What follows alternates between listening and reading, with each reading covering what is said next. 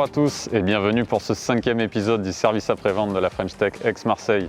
Aujourd'hui, retour aux sources, on va rencontrer William et la protection industrielle autour de la blockchain, accompagné par l'INPI dans l'incubateur de la Belle de Mai. Silence sur le plateau. Bonjour William. C'est Benjamin. Alors tu es le fondateur d'OvoChain, je te laisse présenter ta société. Alors OvoChain est une start-up qui n'est pas encore créée mais qui est incubée à la Belle de Mai à Marseille, qui a pour objectif de créer une nouvelle infrastructure blockchain. La blockchain aujourd'hui est comprise par très peu de personnes, c'est quelque chose qui est très compliqué, qui demande d'énormes ressources informatiques. OvoChain essaye de résoudre ce problème-là en simplifiant tous les process et permet à toutes les entreprises, y compris les PME, de pouvoir numériser, digitaliser leur processus workflow. Et aujourd'hui, j'appelle la French Tech pour pouvoir m'aider à protéger l'innovation au cœur de mon système blockchain pour pouvoir profiter de mon système. Ok, on s'en charge.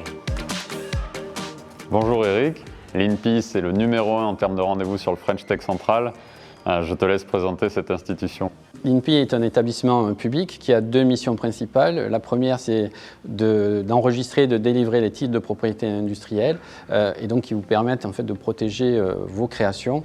La deuxième mission est au niveau local, au niveau régional, c'est d'accompagner les entreprises pour qu'elles améliorent leur connaissance en propriété industrielle et qu'elles en fassent une utilisation plus stratégique de la propriété industrielle et favoriser leur compétitivité.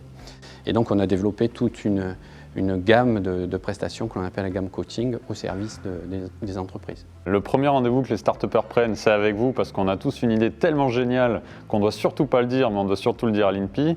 Quels sont les dispositifs vers lesquels l'INPI oriente les start-upers ? On a effectivement un programme dédié aux start-up, qu'on appelle le programme Start-up. Et donc effectivement, on met à disposition de la start-up un chargé d'affaires qui va accompagner l'entreprise tout au long du développement de son projet. Et donc l'idée là, c'est de pouvoir accélérer la croissance de la start-up, soit au bout parce qu'il y a des levées de fonds ou de la préparer à l'international. Et donc on a un programme qui est sur une durée de 2 ans où on va essayer d'aider l'entreprise à intégrer les bons réflexes en propriété industrielle. Et lorsqu'il y a besoin de mettre en œuvre certaines recommandations que le chargé d'affaires fera, on a des dispositifs financiers qui vont venir soutenir cette mise en œuvre des recommandations. Et donc sur un budget global de 10 000 €, l'INPI pourra prendre en charge 50% de ce coût-là et la région financera 25% supplémentaires.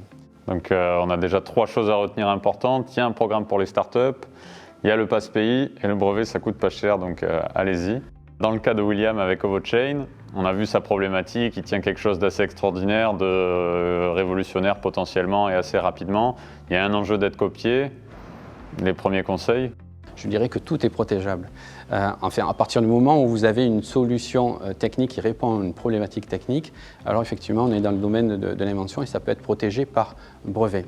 Ça signifie que vous ne pouvez pas exclure de la brevetabilité une innovation au prétexte qu'elle est mise en œuvre par un ordinateur. Voilà. Et donc du coup, on sera forcément, il y a des chances qu'on soit en présence d'une invention qui répond à une problématique technique. Il y a quand même des points d'alerte à signaler, c'est que lorsqu'on développe un projet, il est important de vérifier tout au long de son projet ce qui existe dans l'état de l'art. Et donc les passes pays peuvent être utilisés justement pour faire ces études-là de manière à affiner sa protection. Dans le domaine de la blockchain, c'est un domaine, je pense, aujourd'hui très concurrentiel, qui devient de plus en plus mature et forcément des grands groupes, des grandes entreprises ont dû se positionner et donc déposer de nombreux brevets pour prendre position sur le marché. Et donc, il faut quand même regarder, avant de développer un projet, ce qui existe dans l'état de l'art. Oui, c'est vrai que pour les marques, c'est plus facile, via la base marque, de rechercher un peu ce qui existe. Pour le brevet, on touche un peu au secret, donc c'est plus compliqué et il peut être nécessaire de se faire accompagner. De mémoire, sur le site de l'INPI, on retrouve beaucoup de cabinets de conseil en propriété intellectuelle qui sont référencés. On a sur notre site INPI un annuaire que vous pouvez consulter et donc vous pouvez interroger par département, par région pour identifier ces conseils en propriété industrielle. C'est quand même aussi compliqué dans les bases de données marques de pouvoir interpréter et de ne pas être contrefacteur, en tout cas de léser les droits d'un tiers dans le domaine des marques aussi. C'est assez compliqué. Voilà. Mais il y a des experts qui pourront vous accompagner dans cette démarche. C'est aussi pour nous l'occasion d'annoncer que le French Tech Central va évoluer. L'INPI, c'est les numéro 1. Il y a tous nos autres partenaires que vous avez déjà vus dans d'autres épisodes. Et le French Tech Central évolue. On prend toujours rendez-vous sur la plateforme en ligne. C'est les deuxièmes mardis de chaque mois. Merci Eric pour ton aide apportée à William. Merci Benjamin.